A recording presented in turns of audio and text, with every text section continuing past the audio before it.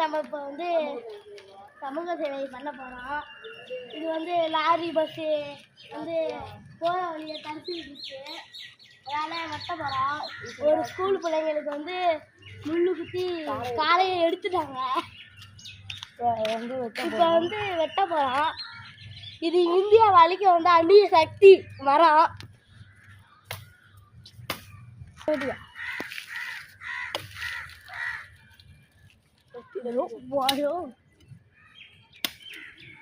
அடியில் கொளுத்தி விட்டுருவாங்க.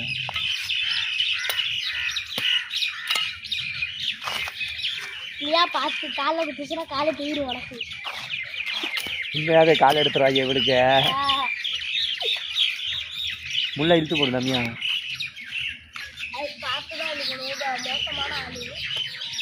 ஏய் இல்லையா இது அடியா இல்லையா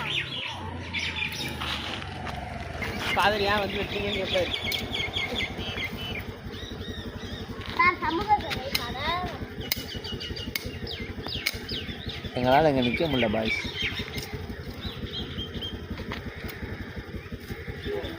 எடுத்துதான் போடுவோம்ல